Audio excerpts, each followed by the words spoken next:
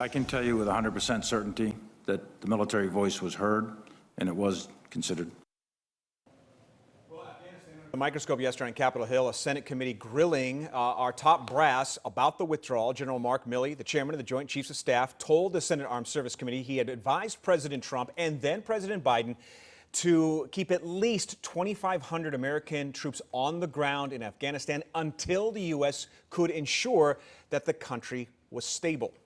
And he also said that President Trump had initially ordered all the troops removed by January 15th of this year before pushing the date back to May, which then President Biden extended to August. And joining us with more on his takeaway from yesterday's testimony is North Central College political science professor Stephen Caliendo. Great to see you again, Professor. Good morning to both of you. Yeah, well, thank you for coming on this morning to talk about this.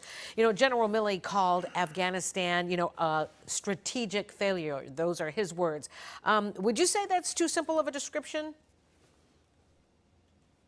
I mean, it's always too simple because there's so much involved in foreign policy decisions. I think from the military perspective, it's always going to be somewhat different from the political perspective. And that's where I think we saw some conflict yesterday on Capitol Hill. General Milley was clear that the military perspective was heard and considered. We heard his words there just a moment ago. That doesn't mean that it's going to be followed. The President of the United States is the Commander-in-Chief of the Armed Forces, and the President makes a decision on how to proceed, both President Trump and after him, President Biden, of course. And so it's uncomfortable for these generals to have to be embroiled in political controversies, that's for sure. Well, and speaking of political controversies, Professor, you and I and Anita spoke almost ad nauseum in the run-up to the election about the differences between Joe Biden and Donald Trump. Joe Biden sort of projecting himself as a straight shooter. And yet we heard Milley basically tell that committee, yeah, I told President Biden, let's keep 2,500 troops on the ground. And then Jen Psaki, the press secretary, seeming to sort of parse the president's words. How bad is this, the optics for Joe Biden this morning? You hit it exactly right. That's the problem. The problem is not that the president disregarded the military advice or didn't follow exactly what the generals had suggested. The problem is that that he may not have been forthcoming with the American public about why he was making the decisions that he was making, whether that was the extension from May into August, whether it was not leaving any troops there at all. Jen Psaki comes out yesterday and essentially says, look, if we would have left troops there, we'd be in a war right now with the Taliban. We saw what the direction it was going.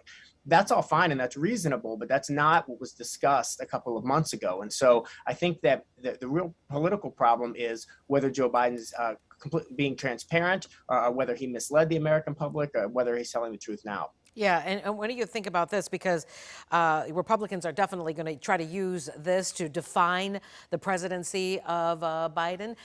Do you think this seriously harms any chances that he might have at winning a second term? Well, Anita, I think it's really early to start talking about second term, although approval ratings matter and inertia matters. What's really important, I think, is the domestic agenda immediately. What's going to happen with the pending government shutdown?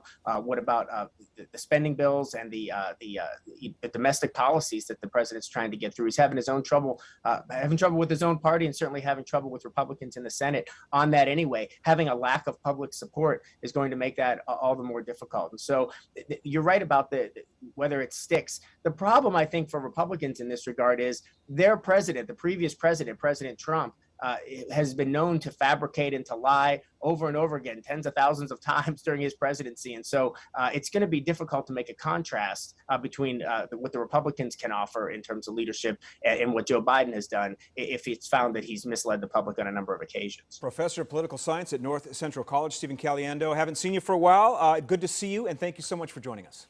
It's good to see you both, too. Have a great day. You too. 8:09 right now.